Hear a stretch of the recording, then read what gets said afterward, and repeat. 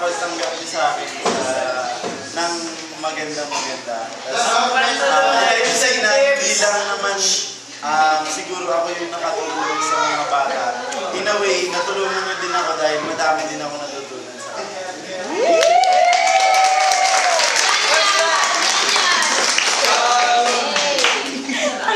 Maragapon, thank you kaya for everything, tita, for being there para sa inyong mga anak. Again, dili kaya sa bata kung wala din mo tanan. Kasi how special this group is eh. Diba, lahat na tanan, dili lang kami or lahigit kung naamo tanan ng parents. So, thank you for helping me. Kaya ako, di na ako kaya nga kurang bata. That's why sometimes mudul ko sa inyo nga, tita, dito, inani atong baton. Thank you for also ka na, although, ako nag-story na giming nga, Jay, ako sa gistoryan nga, akong atong program ba?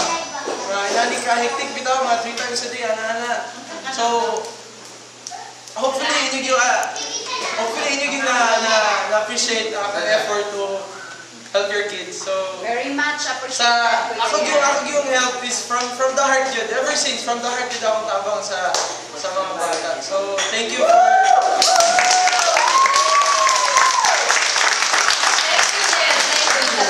very much.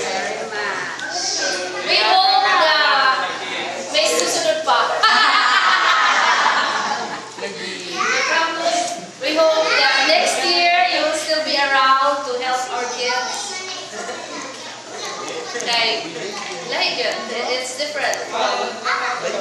Then sa mga kids po, although doesn't mean na kung wala na lugar ko, wala namin, lahi na ang kanang inyong training, di ba? So, nasugdan na. Di ba? We started something very nice, very special, very rigid training. Padayon na lang. Padayon na lang. Sayang kayo nga naanatadani din. Medyo maglaylo bitaw. You already reached the peak of your talent bitaw dito na wala namin matudlo kaya amo nagid naanatanan. That's just paman sa imi nga we are confident na 100% pwede nagid may padula. So ako na lang is hopefully nga mga bata ato gyapon mag-guide na wala na may gyapon dedicated gyapon devoted committed gyapon sa taekwondo. Especially sa taekwondo. Sayang nasugdan na ba? Which is tada na kayo. Okay nga. Yeah. Tanong mo, kids?